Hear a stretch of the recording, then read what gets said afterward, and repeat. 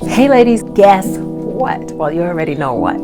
By what you see in the title of this video, it is that time. It is time to start gardening. Gardening is a big job, but I'm gonna make this thing as simple for you as I can. The purpose for this video is to take the intimidation away from gardening. Okay, ladies, it could be your first time. It could be something you've never done before. Hopefully, I can walk you through this thing. This is just a video to give you an idea of what I feel is like a more inexpensive way to get the bare minimum things to get you started gardening and to get started gardening now. Last year, I started my entire garden indoors, and it's very important for you to know that you can too. Get your pens, get your papers, get ready to click in that description bar and get the supplies that you need. I'm going to give you some time to get those supplies delivered to you. And in my next few videos, we are going to start gardening. We're going to sit through, we're going to do it together, and we're going to have a good time. And I just want to share this information with you guys in order to help you guys get back to what's not so basic, by just naming a few things that you can use to get started and to start in a slow process so there is no rush.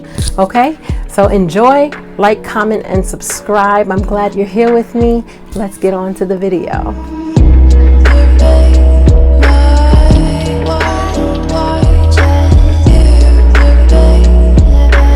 Let me just tell you the whole purpose of indoor gardening in the first place. The purpose of indoor gardening is because the ground is too cold outside right now to start putting food down in the ground. Certain foods you can put down in there, like your cold hardy vegetables, your cold tolerant vegetables like kale and things like that can be in the ground. Like right now in my backyard, I have collard greens that are flourishing. I have kale that's flourishing, but there are other vegetables that they can't go into that soil quite yet until your last frost.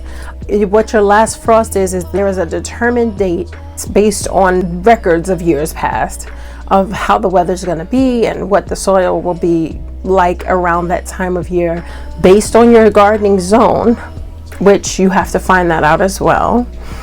I will put a link in the description where you can just click it and you type in your zip code and it will tell you your gardening zone, and you can find out the date of your last frost. The date of my last frost here in New York City is April 15th for this year. For those of you who live in New York as well, who don't feel like looking it up, I'm here for you. But I obviously can't look up everyone's, but 7A is our zone and our last frost date is April 15th.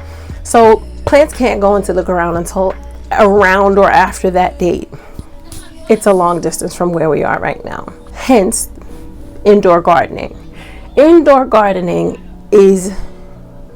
can be your best friend, especially when you live in the north of the country and you have a shorter growing season than those who live in the south. How to capitalize on your gardening time? You would start an indoor garden, and that way, all the way from when we plant these seeds and set them off to go, we will be growing all the way up until April 15th.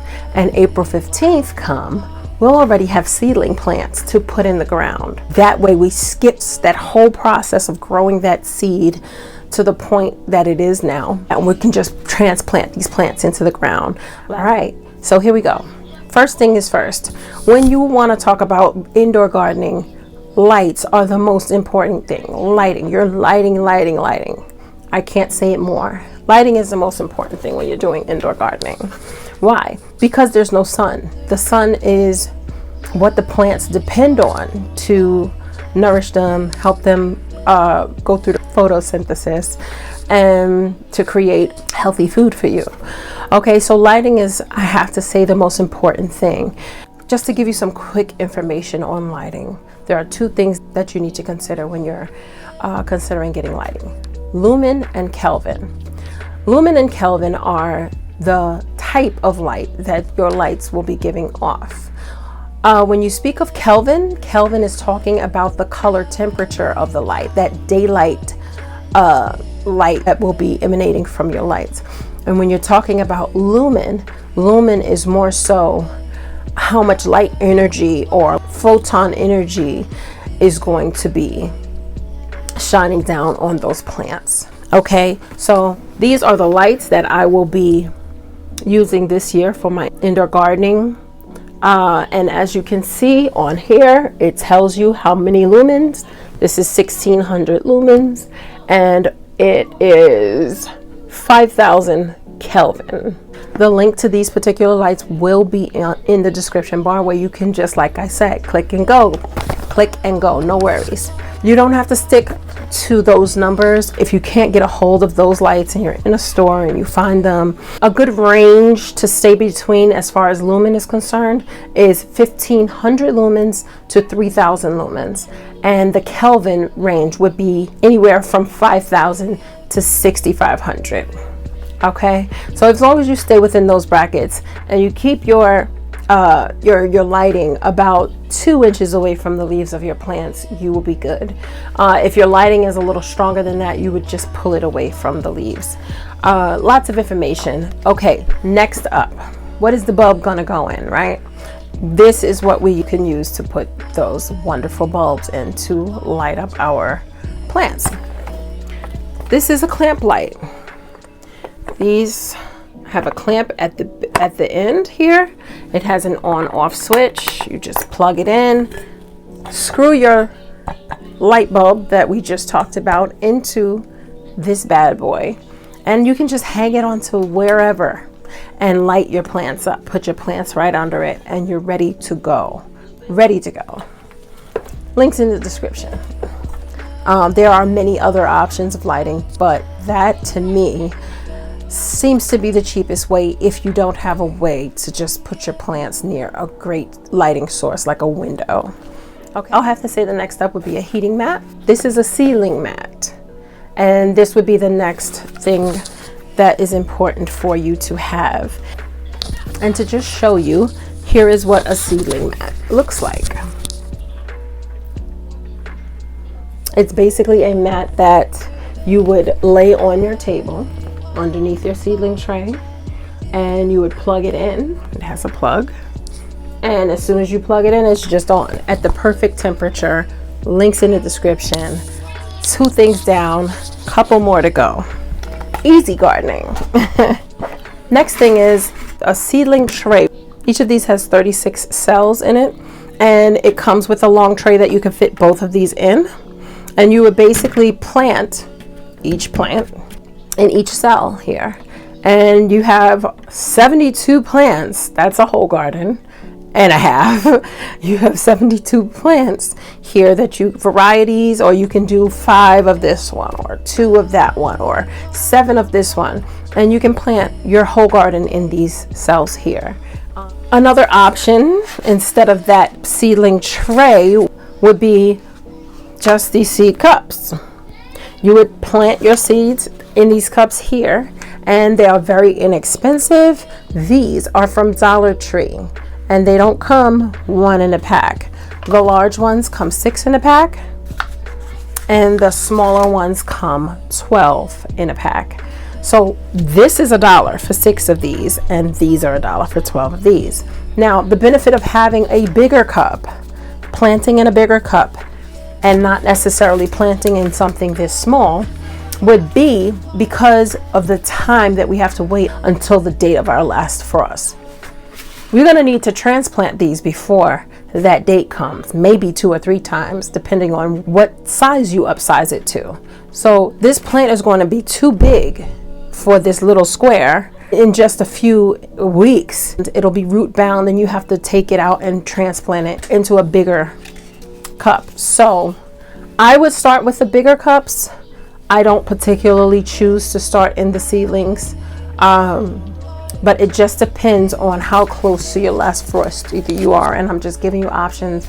If you can afford that, I don't know how you wouldn't afford this, but this is probably the cheapest way to go. Another option is you can get a whole pack of cups, and you can use those to plant your seeds in. This is how I did my last year's garden. Took a stack, turned it upside down, drilled a hole through all of the cups, 1 hole, and then I took another stack. So this cup, let's say this is the one with the hole in the bottom. This is one with no hole in the bottom. So first you would plant your seedling in the cup that has the hole in the bottom. Fill it up with your soil, plant it in, and the cup that has no hole, I would drop the marble into the cup and then put my plant, my seedling that I just planted, inside. And that's how we would give it the ability to drain through the bottom cup.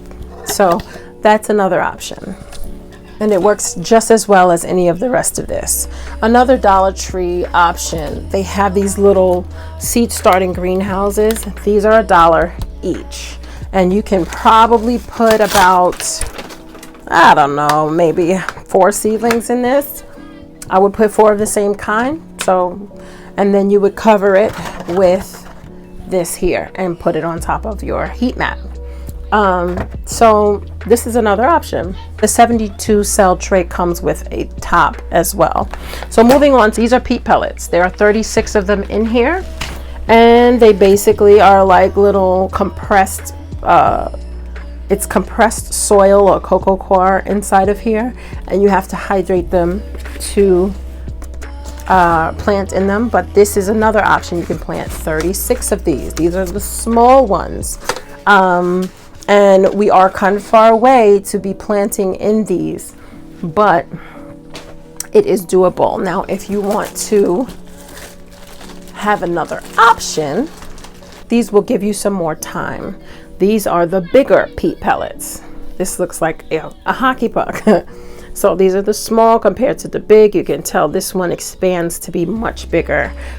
So these will give you a good size vessel to plant your seed in and wait for some time. Okay, so your plants need to be under the lighting for 16 hours and out from under the lighting for 8 hours. Okay, so you're gonna need to be turning those lights on and off daily.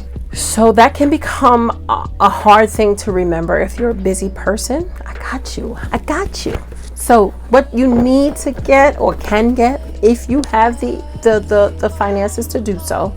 If not, you're gonna have to run back and forth and turn these things on and off. I'm sorry, but if you can stand to pay a couple more dollars, it's about $22, you can get yourself one of these.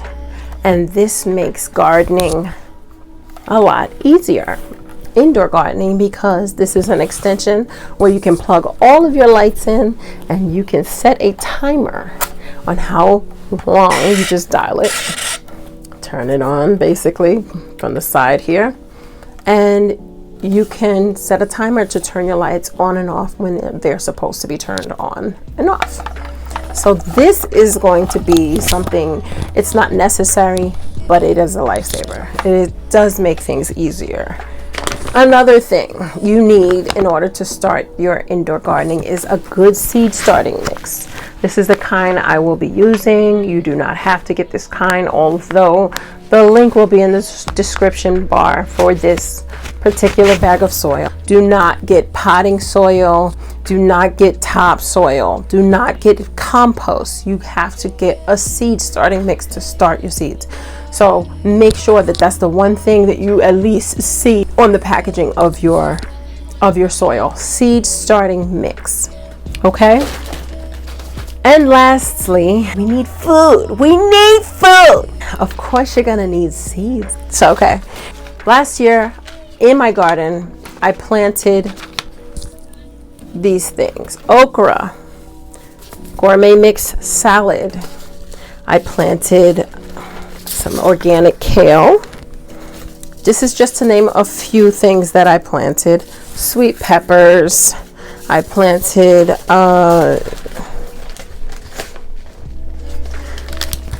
this is Congo watermelon. The watermelon was delicious. Everything was delicious, but watermelon is one of my most, it's like the coffee of my fruit. I can live off of watermelon. I planted,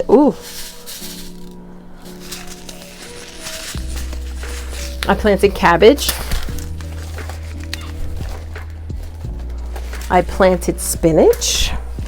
And I'll try to punch in a picture for you guys to see some of these wonderful things that I have planted, starting in solo cups and peat pellets. Those, and I actually started in all 4 of these ways last year.